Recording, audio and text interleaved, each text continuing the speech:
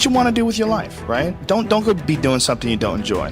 Don't do something don't get locked into, a car that you can't afford and doing something crazy because you need the money. Don't do that. Do what you want to do. Do what the f is it that you really want to do?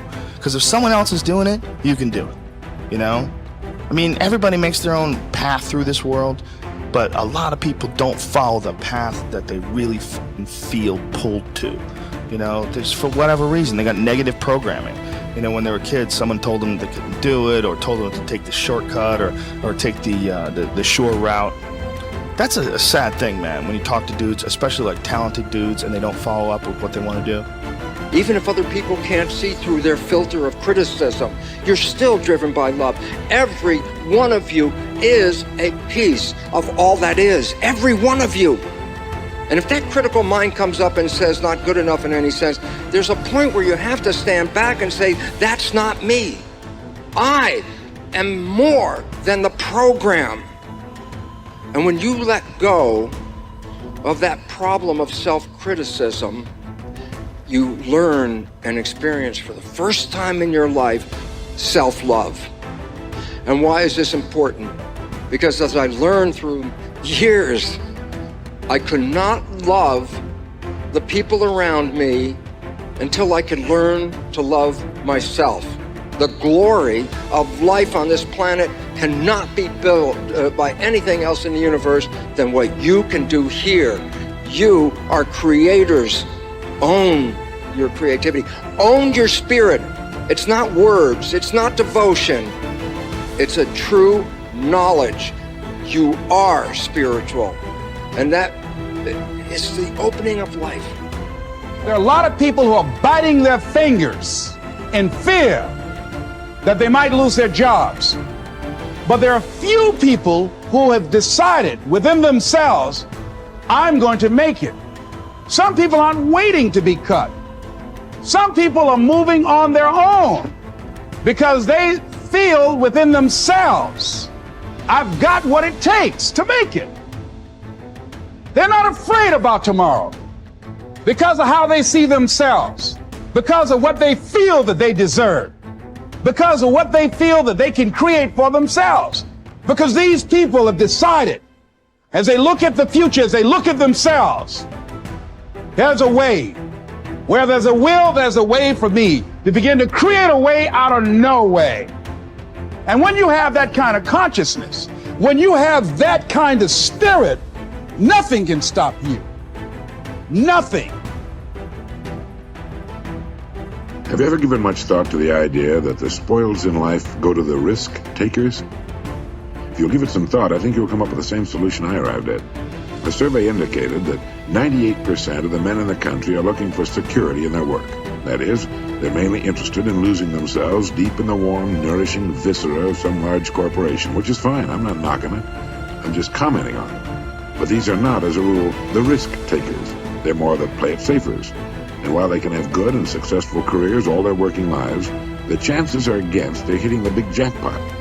Now, the reason I say this is because this sort of life, as a rule, does not encourage a man to do much more than he has to do. And he'll usually spend his free time, which comes to something like 72 hours a week when he's neither working nor sleeping, in pursuits not calculated to help him get ahead in the world.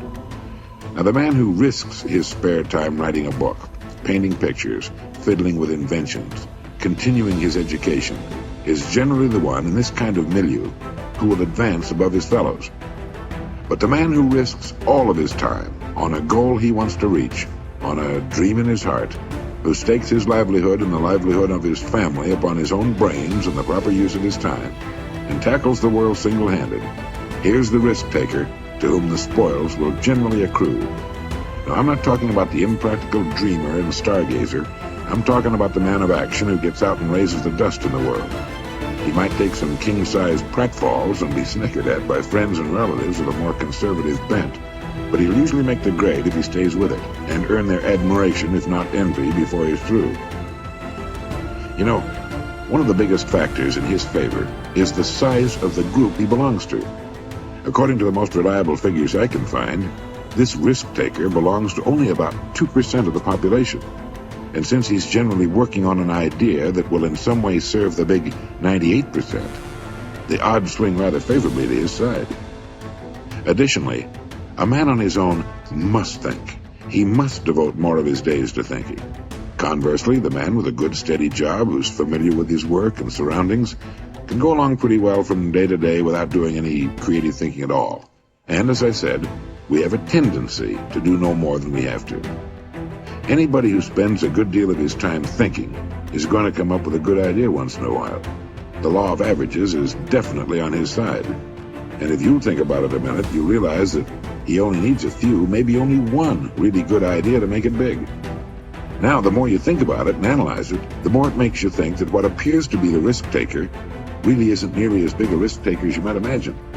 The cards are stacked pretty well for him from several important standpoints. But as I said in the beginning, the spoils definitely go to the risk taker. Life is full of hidden contradictions.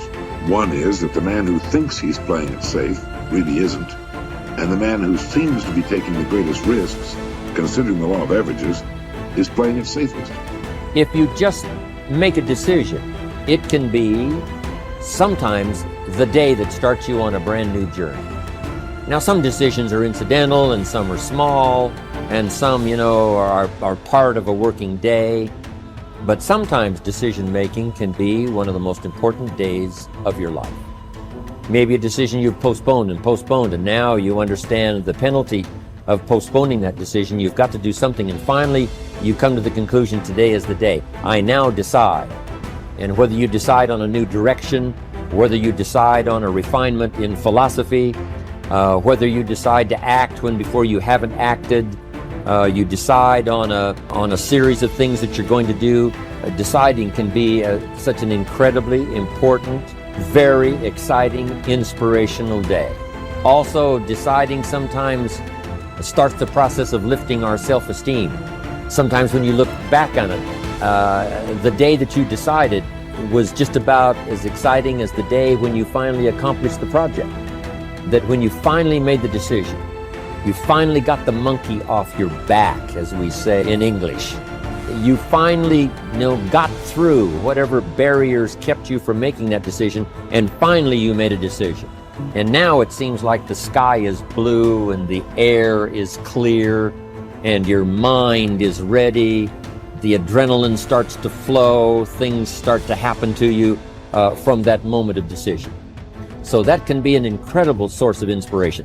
Now, if you don't follow through, it's not going to last all that long.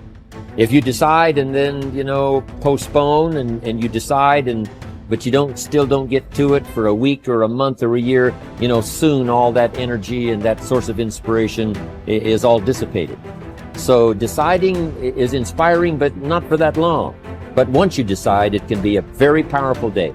But now, of course, you must follow through. But if there's some things you've been postponing, some decisions you have just, hadn't gotten to, I would ask you to just, take out your journal and just go through, what have I been postponing that's not going to be better for my health? It's not going to be better for my future. It's not going to enhance my finances. Maybe a problem needs to be solved. I got to decide when I'm going to do it and how I'm going to proceed.